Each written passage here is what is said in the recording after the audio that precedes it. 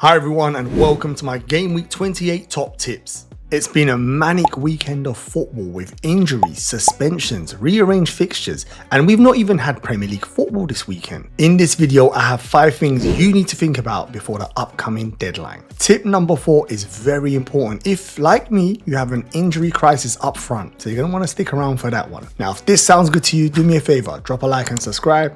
Let's get straight into it. Let's start with tip number 1, and that is to get an update of the injuries and suspensions from this weekend's FA Cup 5th round. Some of these are very important, they're going to impact you and your teams. Let's start with Cunha, a very frustrating weekend for managers like me who own him. He got a red card in a game where he was playing really well. He had scored a goal against Bournemouth in the FA Cup.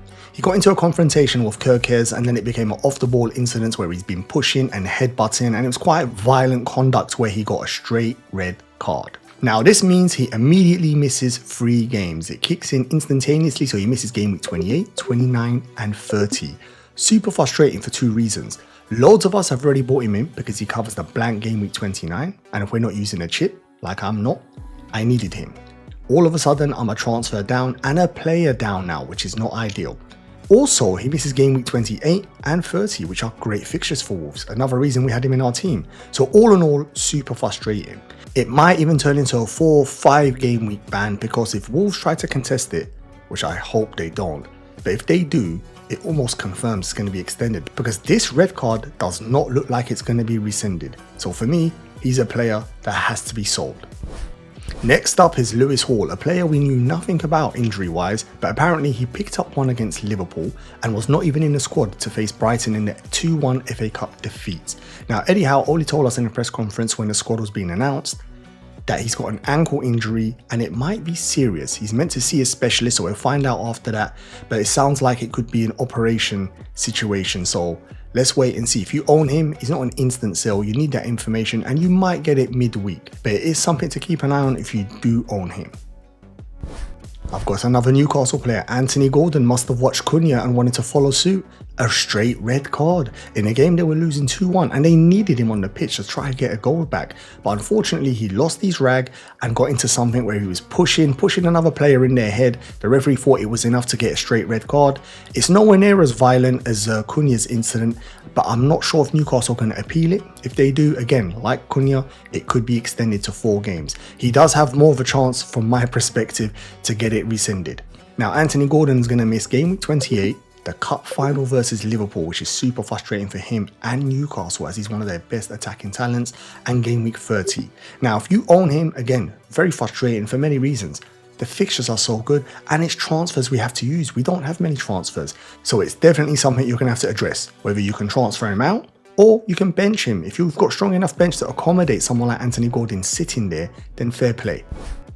Mateta is another player who received a hideous injury. Now if you watch this game, it was Crystal Palace versus Millwall. Early in the game, the ball was bouncing and Mateta was driving through. The goalkeeper came out and almost kung fu kicked his head off. It's one of the worst tackles I've seen in the game recently. Horrible. Mateta was lucky to get away with what seemed like stitches behind his ears, and he was a little bit unconscious when he's on the floor. He had to get taken off, so it looks like for me he's going to miss game week 28, which is a lovely fixture if you own him, but you shouldn't be surprised anyway because it was such a horrible tackle. And listening to Glasner, he gave an update saying that he's hoping for him to be ready for the next FA Cup tie. Now bear in mind, Crystal Palace don't have many fixtures in March, so if he misses game week 28, he was already going to blank in 29, he's more than likely going to be back for 30. So again, if your bench can accommodate him, keep him because he has been outstanding. One of the strikers who is hot on form, and a lot of us managers like me who are trying to avoid using a chip in game week 29 have avoided him, and it's really hurt us. So he's been outstanding player. I do think he misses game week 28. And lastly, I've got another Newcastle player. Newcastle really did feel the brunt of this FA Cup 5th round fixture. Isak came off just before the end of the game complaining of muscle tightness. Now, it might be nothing and he's more than likely going to start game week 28, especially if they're going to need him to be match fit and get a couple of minutes under his belt before game week 29, where they have the EFL Cup final against Liverpool. They're going to need him to be super fit. Now the problem is though, they were chasing a game against Brighton and need their main guy to be scoring goals to get back into the FA Cup fixture. So for him to come off does make me think, is it more than just muscle tightness and it's something we need to look at?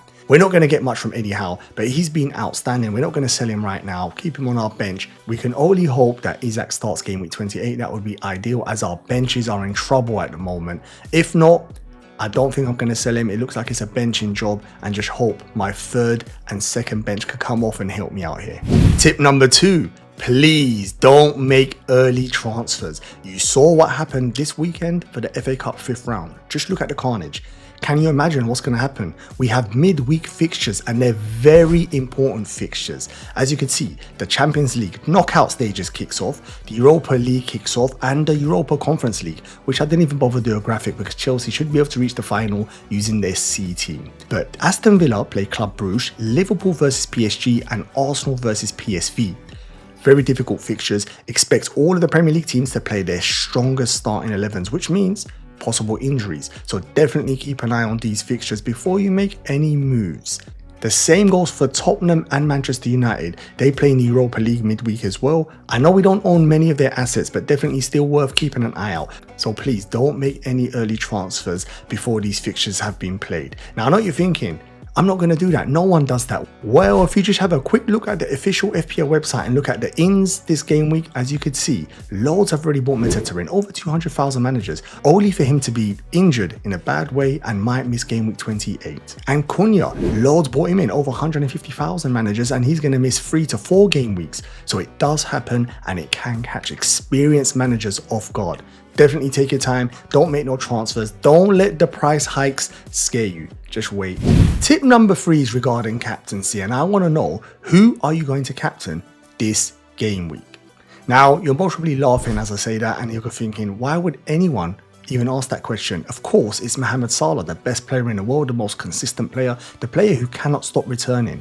And fair play, if you look at his recent returns, this is the last 10 game weeks, and as you can see, he hardly ever blanks.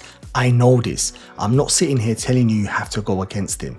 But once in a blue moon, we get an opportunity. Like the last game week, a lot of us managers went Palmer. Yes, it flopped, but it could have been different. Salah only got a 6-pointer, and Palmer had 2 huge chances, which could have been a 16-pointer for us there.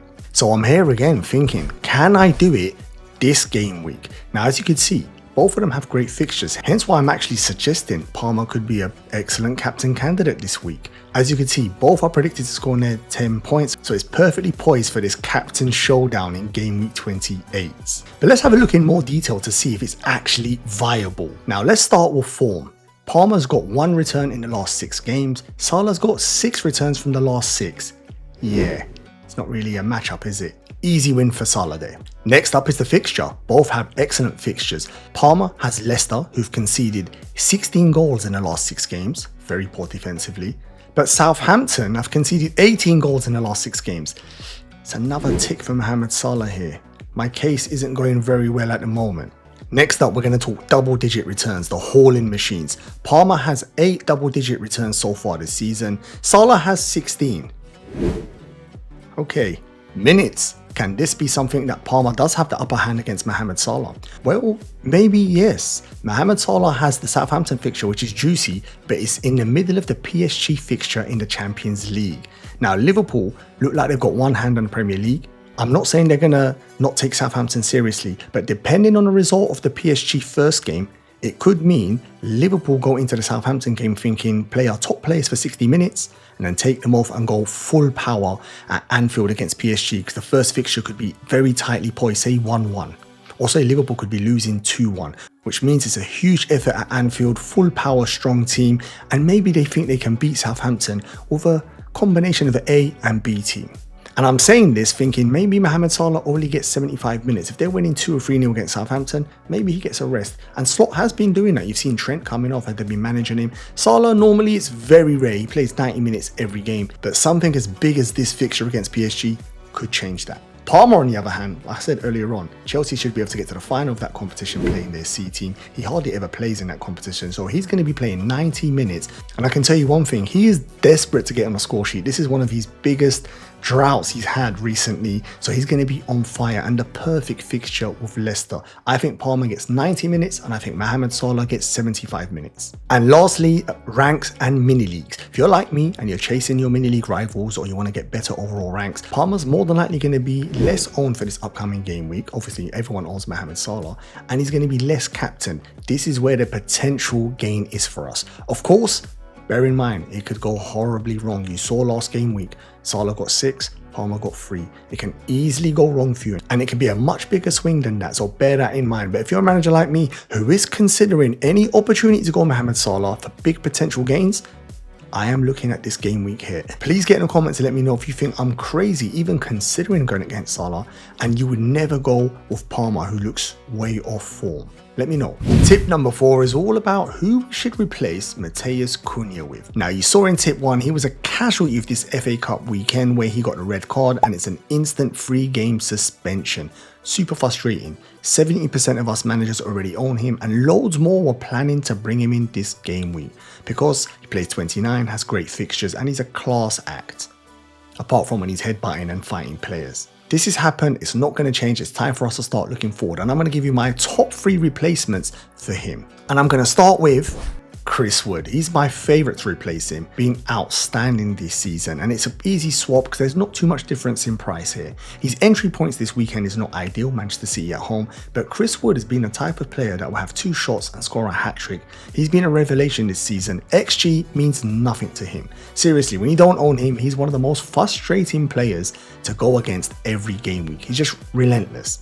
But anyway, I like him and I think I'm going to bring him back in. Why? The fixtures are incredible. Yes, I know Manchester City this game week is not great, but after that, they're quality. Again, he's a talisman. Everything goes through him. They've got incredible wingers. They play a counter-attacking style of football, deliver the ball in, and he's normally the man at the end of the chances created. And lastly, penalty taking. We love penalty takers in FPL, and he's another one. So all in all, he's my absolute favorite to bring in to replace Cunha. Number 2 is a bit more trickier, mainly because the price differences. Haaland is back on the menu. Now, it's an expensive menu. He's so expensive. This would only really work if you sell Cunha plus maybe a midfielder like Palmer, which loads of managers are considering. Now, people are starting to talk about Haaland mainly because the fixtures are incredible for Manchester City. They've got lovely fixtures coming to the end of the season. Now, they've had a poor season by their standards, but I do think they're going to finish the season pretty strong to build a platform to attack next season. You know, that's how all the top managers think. Now, his form recently has picked up. He's starting to return. I think it's 5 in 5 in the games he's played recently. So he's definitely on it. He's hungry to finish the season strong. And the biggest compliment I can give this scoring machine is that Mohamed Salah is having a world-class season, like a Messi, Ronaldo season. And Haaland's only maybe 5 or 6 goals behind him. He's just relentless. And the last big positive for Haaland is the doubles. They've got a lovely double coming up and they might have double-double, which is very interesting, which is always appealing to us FPL managers. And the last thing I'll say about him is you can throw the captaincy on him with the remaining fixtures of the season. So Haaland, he's my second favourite to replace Cunha. Of course, we need to have some big money in the bank to make this move. And my third favourite replacement is another Manchester City attacker. It's Omar Marmoush, a player I really like the look of. I'm excited to see him in the Premier League. I think he's had a good start to the season, especially when you consider it's never easy integrating in a team that's playing poorly, which we know Manchester City have not been that great this season. I spoke about the entry point for Haaland as well, Nottingham Forest. It's not an ideal fixture, but after that, the fixtures do get very juicy. So fixtures, a big tip there. After that, he's a lovely differential. Unlike Haaland, whose percentage I think will increase come the end of the season, I think Marmoush will remain a differential, which is excellent if you're trying to chase in those mini leagues. And like Haaland, I spoke about the doubles. Man City have great fixtures and doubles, and as I said, maybe a double-double coming up, so definitely something to look forward to. He's my third favourite, a bit of a wild card. Now, you're most probably thinking, where is Wissa? I've already owned him. I would have put him in here, but I do think Wissa's fixtures get very, very tricky soon, so not maybe someone I can recommend. We've got João Pedro in the squad, out of the squad, so I didn't want to recommend him, maybe because of minutes. Welbeck, fitness issues. Then we've got Beto, who's been outstanding for Everton under Moyes,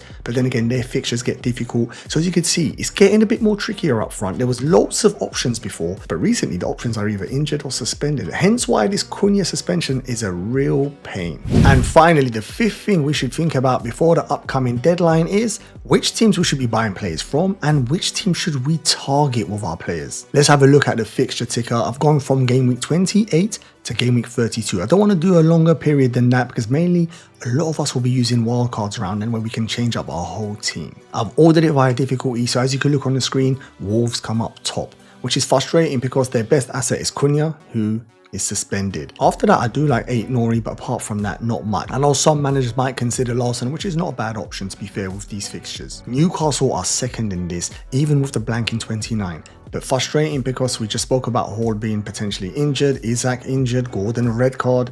Not great, but a team with a double in 32 and good fixtures. So after the blank, I will be keeping an eye on them and hopefully reinvesting. Bournemouth, I spoke about them in my last video. I couldn't stop talking about them. I still love their assets. They're a great team with good fixtures and good cheap players. Crystal Palace, Glasner's doing a great job. Mateta and Munoz are outstanding assets and I'm super frustrated I've not owned them because of that blank. In hindsight, I got that completely wrong, but their fixtures continue to be very good and they double. Yes, the double in 32 is not great, but I will be there owning some Crystal Palace players. Tottenham have decent fixtures, but not many assets for us to choose from, hence why I don't own none. Man City, I just spoke about a minute ago, recommending 2 of their attackers. They've got gorgeous fixtures. Definitely a team a lot of us are going to be focusing on come the end of the season. Nottingham Forest also end the season strongly, hence why my favourite recommendation for Cunha was Chris Wood.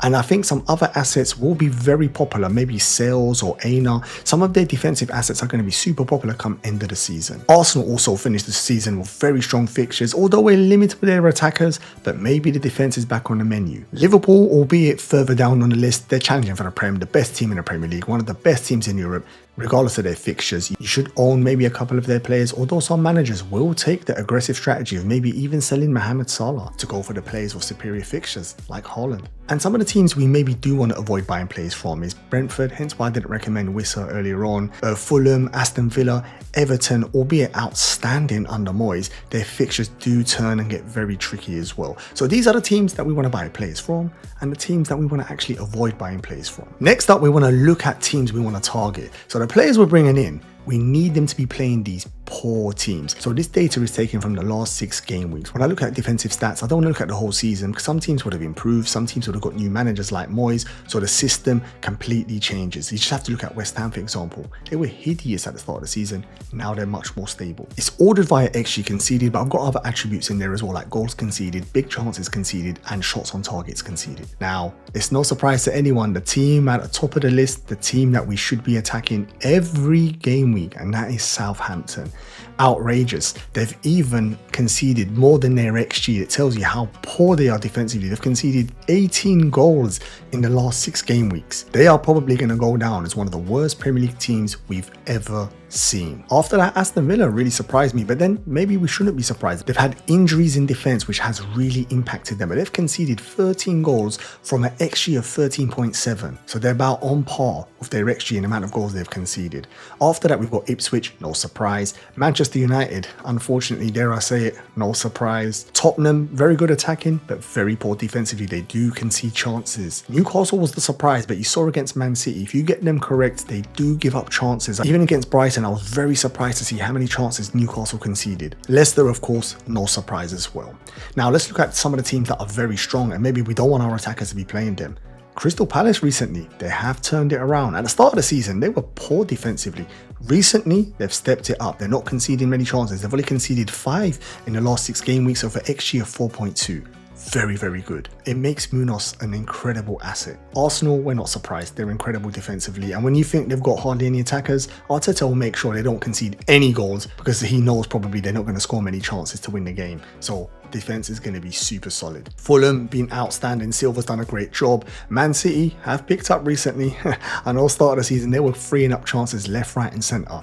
At the moment, that's why even Vardiol might become a great option. Super attacking, and maybe if they're keeping some clean sheets, could be an option right there. Everton under Moyes just changed instantaneously, and then you've got Liverpool this season. I think Liverpool have got the most clean sheets this season, so no surprise there. And West Ham, look at the change. When I showed this graph, say about 8 weeks ago, West Ham were maybe the top. They were conceding non-stop chances. So it shows you what a manager can do. And Potter has done a great job there, stabilizing the team. Yes, the fixtures have helped, but still, they're conceding much less chances. So please, take a screenshot of this graphic and make sure you're targeting the teams at the top. You need to have attackers playing these defenses. I hope you enjoyed the video, but more importantly, I hope you found the video useful.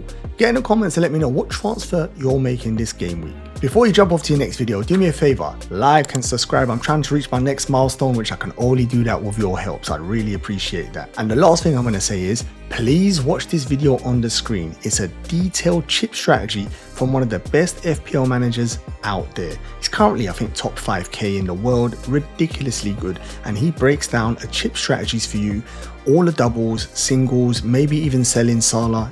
All I can say to you is listen, take it in, it's still very relevant.